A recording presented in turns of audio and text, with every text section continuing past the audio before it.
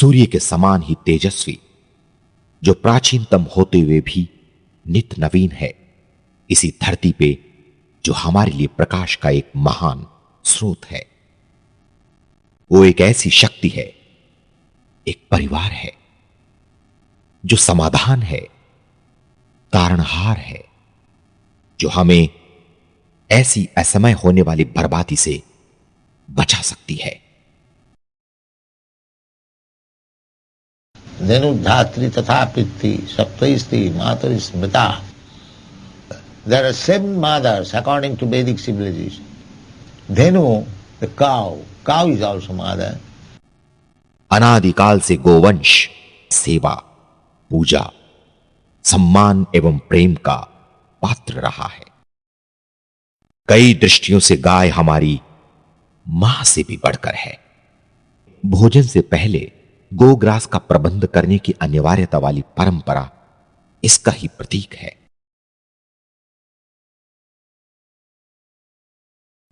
सनातन धर्म के केंद्र व लक्ष्य भगवान श्री कृष्ण ने स्वयं अपनी अनेकों रमणीय लीलाओं द्वारा गोवंश की महत्ता व महानता को प्रदर्शित किया है। अनेक वैदिक मंत्र उन्हें गौ हितैषी के रूप में संबोधित करते हुए नमन करते हैं। नमो ब्रह्मण्य देवाय गो ब्राह्मण हिताय च जगत हिताय कृष्णाय गोविंदाय नमो नमः। अर्थात मैं परम परिपूर्ण सत्य श्री कृष्ण भगवान को नमन करता हूं, जो गायों एवं ब्राह्मणों के हितैषी हैं। मैं उन गोविंद को प्रणाम करता हूं जो सारे जगत के भी हितैषी हैं। And Krishna is personally teaching. He became a cowherd boy. And it was very sporty engagement. Govardhan व गोकुल से लेकर गुवाहाटी एवं गोरखपुर नामक स्थान सभी घो से ही तो संबंधित है। प्राचीन युग में तो किसी भी परिवार की समृद्धि का सबसे मुख्य मापदंड उसकी गोवंश की संख्या होती थी। इसलिए इसे गोधन भी कहा जाता था एवं इसके दान को महादान।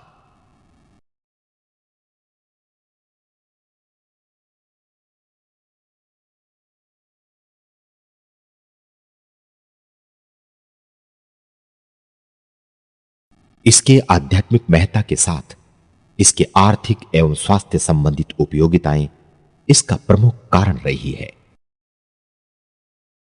बुद्धिमान एवं जानकार जीवों के लिए आज भी एक चलता फिरता चिकित्सालय होने के साथ साथ जैविक खाद, कीट नियंत्रक, ऊर्जा, आहार एवं अनेक उपयोगी सामग्रियों का उत्पादन करने वाला एक स्थानीय कारखाना है। इसकी सबसे बड़ी विशेषता तो यह है कि इसे ईंधन के लिए पेट्रोलियम, तेल या कोयले की आवश्यकता नहीं पड़ती। केवल जल, घास एवं धूप पर्याप्त है। उग्र मशीनीकरण से दबाए जाने पर भी आज तक उसकी शक्तियां जगमगाती हैं। वर्तमान शहरीकरण द्वारा नकारे एवं निकाले जाने के बावजूद हमारी प्राचीन अर्थव्यवस्था का यह आधार निश्चित रूप से ग्रामीण जीवन का एक महत्वपूर्ण अंग तो है ही। सुलभ, प्रभावशाली एवं दुष्प्रभाव रहित औषधि की दाता होने के कारण अनेक विशेषज्ञों के अनुसार यह हमारे शहरवासियों के लिए भी अत्यंत आवश्यक है। इंसान हर घर में अगर गाय लाके रख दे तो कभी बीमारी नहीं होगा। वो चाहे वो मंदिर हो, तुलसी हो अथवा गाय। वैदिक संस्कृति में पवित्रता के किसी भी सूचक को झुककर प्रणाम करना, स्पर्श करना एवं परिक्रमा या प्रदक्षिणा करने को अत्यंत शुभ एवं शुद्ध करने वाला माना जाता है।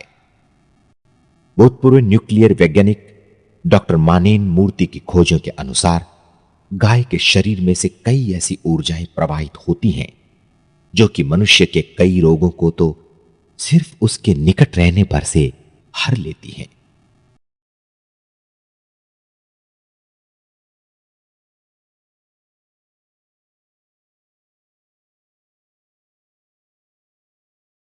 गाय के ऊपर प्रतिदिन हाथ फेरा जाए तो भी बहुत से रोग नष्ट होते हैं।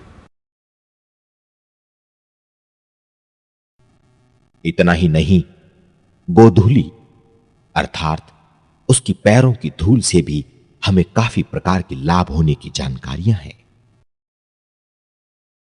इससे हमें 5 मुख्य उत्पादन प्राप्त होते हैं: दूध, दही, घी, गोमूत्र एवं गोमय या गोबर, जिन्हें अलग अलग रूप से गव्य एवं इकट्ठे पंचगव्य कहा जाता है।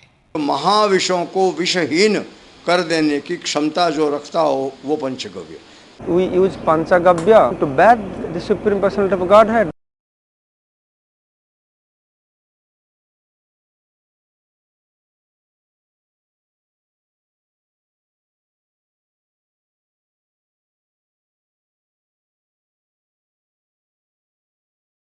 स्वतंत्र रूप से अथवा नीम, ज्वार, आंवला जैसे प्राकृतिक द्रव्यों के साथ मिलकर ये अत्यंत प्रभावशाली औषधियों, जैविक खाद, कीट नियंत्रक एवं धूप, दंतमंजन, साबुन, शैम्पू जैसे अनेक घरेलू सामग्रियों का निर्माण करते हैं। संस्कृत में दुग्ध या दूध उसका सबसे प्रसिद्ध गव्य है। इसके असाधारण खाद्य एवं औषधि गुण का कोई विकल्प नहीं है। वेदों ने इसके दूध का गुणगान अमृत कहकर किया है एवं आयुर्वेद इसे सभी दूधों में श्रेष्ठ बताता है। इसके गुण मधुर रस, मधुर विपाक, शीतवीर्या एवं लघु है। अगर उचित ढंग से ग्रहण किया जाए तो यह मस्तिष्क, हृदय, पेट, लीवर, किडनी, रक्तचाप एवं शरीर की लगभग सभी प्रणालियों के लिए एक श्रेष्ठ प्राकृतिक औषधि है। अनेकानेक आधुनिक अनुसंधानों ने भी इसकी गुणवत्ता की पुष्टि की है। Milk from the indigenous cows is therapeutically better. It has got medicinal values.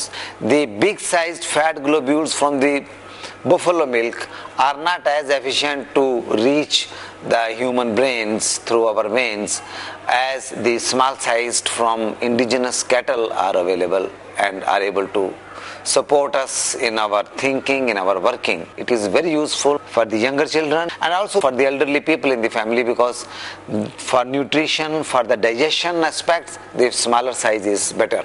Dull brain cannot understand what is spiritual knowledge. If you get milk products, you can prepare so many preparation full of vitamins which will nourish your brain. अन्य कई अति आवश्यक तत्वों के अलावा ये cancer व ads जैसी भयानक बीमारियों से बचाने वाले कैरोटीन व मोनोसैक्रिन जैसे बहुमूल्य द्रव्यों को उपलब्ध करवाता है। मानव मस्तिष्क की नव सेल्स के विकास के लिए ये एक बहुमूल्य उपहार है एवं मां के दूध के बाद शिशु के लिए ये ही सर्वोत्तम आहार भी है। गोदूध से ही प्राप्त गोदधि अर्थात दही एक और अति प्रसिद्ध गव्य है, जिसका भारतवर्ष में अलग से अथवा भोजन के साथ काफी प्रयोग किया जाता है।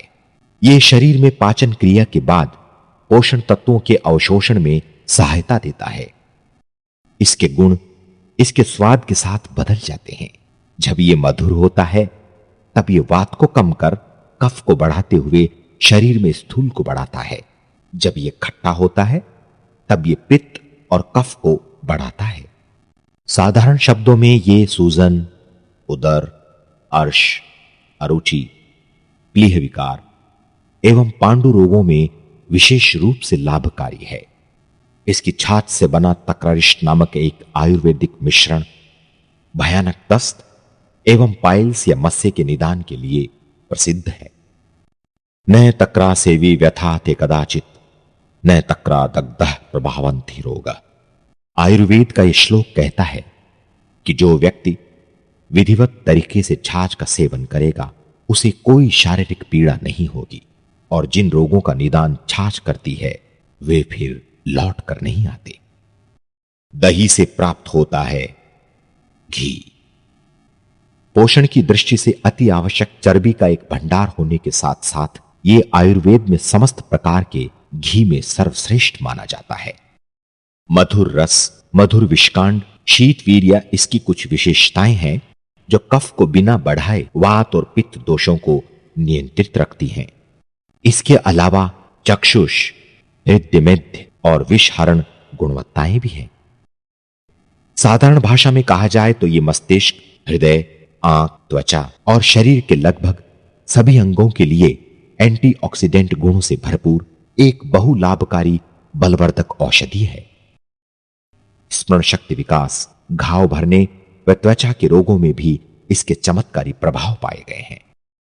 सामान्य धारणाओं के विपरीत मैसूर के CFTRI के जीव रसायन एवं आहार पोषण विज्ञान विभाग के डॉक्टर N विजय कुमार के देसी गाय के घी पर की गई खोजों में भी घी को कोलेस्ट्रॉल स्तरों को बढ़ाने के बजाय 8 से 15% कम करते हुए पाया गया है।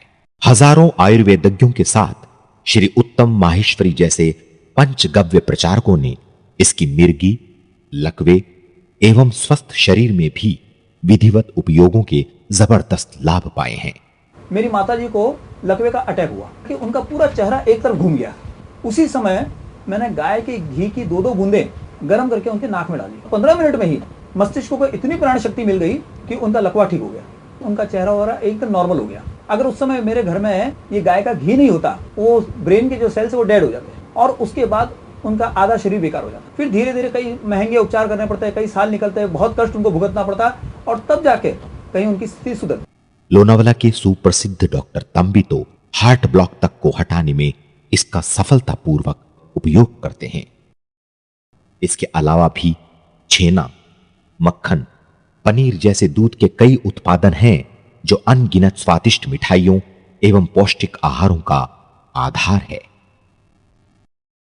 राष्ट्रीय दुग्ध विकास बोर्ड के अनुसार सन 2006-2007 में भारत का कुल वार्षिक दूध उत्पादन 10 करोड़ टन से भी अधिक था, जो उसे विश्व भर में प्रथम स्थान पर पहुंचा देता है। इसका 40% से भी अधिक दूध गायों से आता है और उसमें भी लगभग 70% दूध डेयरी का न होकर किसानों से आता है। आश्चर्यजनक नहीं है कि भारत के करोड़ों परिवारों की इस पर भारी निर्भरता है और वर्तमान परिप्रेक्ष्य में गायों को पालने के पीछे यही सबसे मुख्य कारण है। मगर क्या आपको विश्वास होगा कि इतने चमत्कारी गुणों के बावजूद वैदिक संस्कृति में अनेक दृष्टिकोणों से इससे भी अधिक महत्व गोवंश के मूत्र एवं गोबर को दिया गया है। ऋषि मुनि, साधु एवं शास्त्र सदियों से उनका गुणगान करते आ रहे हैं।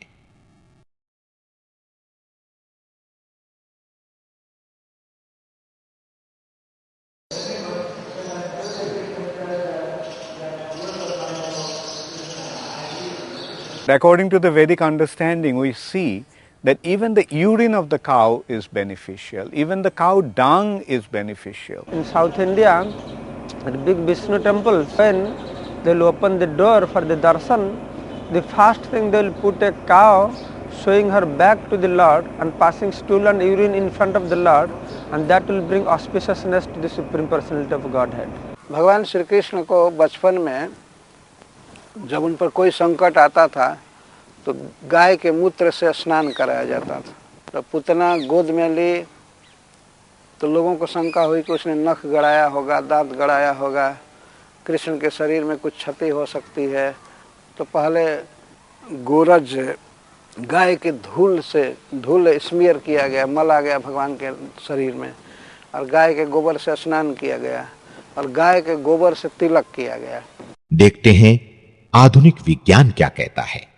पिछले दशकों में भारत सरकार के कई प्रतिष्ठित अनुसंधान केंद्रों में इस विषय पर काफी कार्य हुआ है। हम चलते हैं नागपुर स्थित राष्ट्रीय पर्यावरण अभियांत्रिकी अनुसंधान संस्थान नीरी के मुख्य कार्यालय के पर्यावरणीय जैव प्रौद्योगिकी विभाग में। देसी गाय के गोमूत्र अर्क को वैज्ञानिक प्रयोगों के लिए पुनः डिस्टिल करके उसका अध्ययन करने पर विभागीय प्रमुख डॉक्टर तपन चक्रवर्ती स्वीकार करते हैं।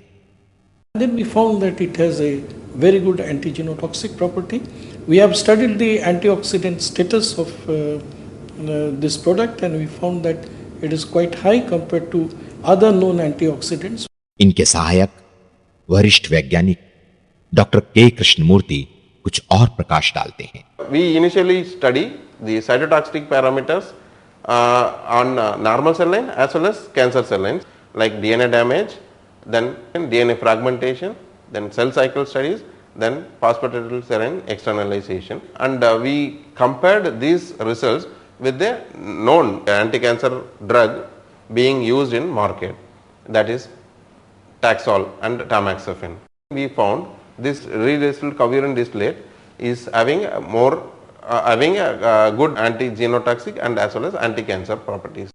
बरेली स्थित पशुरोग शोध एवं निदान केंद्र के संयुक्त निदेशक प्रोफेसर आर.एस. चौहान, जिन्होंने इस विषय पर काफी गहरे अनुसंधान किए हैं, हमें बताते हैं, urine of indigenous cows is enhancing the immunity of the body and thereby it is causing immunomodulatory effect and termed as universal vaccine which can overcome any sort of the disease in the body including the cancer. अब हम चलते हैं वर्धा स्थित महात्मा गांधी ग्रामीण औद्योगिकरण संस्थान के जैव प्रसंस्करण विभाग की वैज्ञानिक श्रीमती सुधा तिवारी के पास, जो पंचगव्य पर विभिन्न अनुसंधान एवं विकास कार्यों से काफी समय से जुड़ी हुई हैं। वो भी इसकी पुष्टि करते हुए कहती हैं, We have worked on this Gomutra standardization for the last 3 years, 400 samples, and then we have found that the phenol content of this Gomutra is very high, and due to that phenol content has a very good antibacterial, antifungal properties. So all these properties have already been proved by modern sciences, and they have been taken patents on this.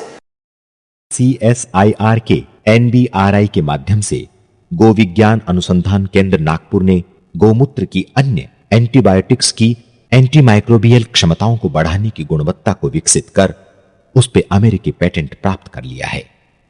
उसकी anti cancer क्षमताओं से संबंधित भी एक और US patent प्राप्त कर लिया गया है। CSIR की नेरी के द्वारा उसकी एंटीऑक्सीडेंट क्षमताओं पर भी एक पेटेंट का निवेदन दाखिल किया गया है। आयुर्वेद में गोमूत्र को सभी मूत्रों में किस लिए श्रेष्ठ बताया गया है, अब यह स्पष्ट समझ में आता है।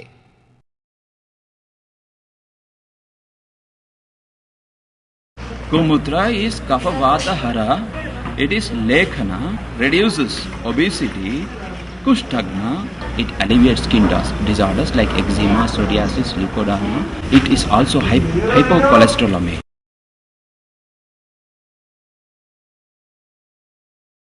डायबिटीज कम हो सकती है, बीपी कम हो सकता है, और इसमें काफी सारी प्रॉपर्टीज दी गई है। आयुर्वेद की दृष्टि से इसके गुण लघु व तीक्ष्ण है, रस कटु, तिक्त व कषाय है, विपाक कटु है, वीर्य उष्ण है, ये कफ वात शामक व पित्तवर्धक है। साधारण भाषा में ये नेत्र रोग, वात रोग, प्लीहा, सूजन, कब्ज, किडनी विकार, कुष्ठ रोग, श्वित्र यानी सफेद दाग, विविध त्वचा विकार, कांस, बवासीर, पांडु, कमला, उदर रोग, श्वास यानी दमा और मुख रोग इत्यादि रोगों में अत्यंत लाभदायक है। गोमूत्र की 3-4 बूंदें कान में डालने से कर्णशूल यानी कान का दर्द कम होता है। मूत्र संस्थान से संबंधित रोगों में गोमूत्र का प्रयोग अधिक प्रशस्त है। पाचन होने के कारण यह पाचन संबंधित आर्थराइटिस में भी लाभदायक है। अपने लेखन गुणों की वजह से यह मोटापा भी कम करता है। निश्चित रूप से ये एंटी कैंसर तो है ही। 155 रोग को गोमूत्र से ठीक कर सकते हैं हम लोग। वैसे तो आवश्यक सतर्कता के बाद स्वस्थ देसी गाय का ताजा गोमूत्र लेना श्रेष्ठ है, परंतु इसकी अनुपलब्धता व अन्य व्यवहारिक समस्याओं को दूर करने के लिए सैकड़ों संगठन गोमूत्र का डिस्टिलेशन विधि से अर्क बनाते हैं। गोमूत्र अर्क कई महीने तक टिकता है व कभी भी कहीं भी उपलब्ध हो सकता है। अर्क के अनुपात में आप अन्य दवाइयां देते हैं तो वो बहुत ही जल्दी शरीर में अपना असर दिखाती है। 2005 में मुझे चलते हुए दम लगने लगा, 50 फुट भी चलना मुश्किल हो गया। शंका आ गई कि हार्ट का प्रॉब्लम है। 90% ब्लॉकेज निकला एंजियोग्राफी में, और उसी समय तो कामधेनु अर्क मैंने लेना शुरू कर दिया। ऐसा परिणाम हुआ कि मेरे शरीर की प्रतिकार शक्ति बढ़ गई और जो भी मैं दवाई ले रहा था या जो भी एक्सरसाइज कर रहा था वो मुझे एकदम से फिट होने लगी और आपसे आप मेरा ये सब दम लगना ये सब बंद हो गया। मेरे को यूरिन में एक बार ब्लड की शिकायत हो गई थी, लेफ्ट किडनी में स्टोन हुआ था। मेडिसिन शॉप में जॉब करता हूँ मैं, आर्यन मेडिकोस करके, तो वहाँ पे उन्होंने मेरे को रेफरेंस दी। तो फिर गोविज्ञान में मैं इलाज करवाने आया, फिर उन्होंने मेरे को गो और धनवटी करके आता है वो दिया। 4-5 महीने कंटिन्यू उसको लिए, कंफर्म करने के लिए क्लियर हुआ कि मतलब कुछ इफेक्ट हुआ कि नहीं मेडिसिन का, इसलिए मैंने सोनोग्राफी की है। तो सोनोग्राफी में देखा कि पूरा क्लियर हो गया करके, मतलब 400-500 में मेरा पूरा मतलब स्टोन क्लियर हो गया। 5 साल पहले मेरी सारी चमड़ी सफ़ेद दागों से पूरी थी और सिर्फ गौमूत्र के सेवन से ही आज एक भी सफ़ेद दाग मेरे शरीर पे नहीं बचा। गए साल की बात है कि हम अपने खुद की बॉडी की चेकअप करा रहे थे और हमने देखा कि सोनोग्राफी में हमारा लीवर जो है पूरा सूज गया था।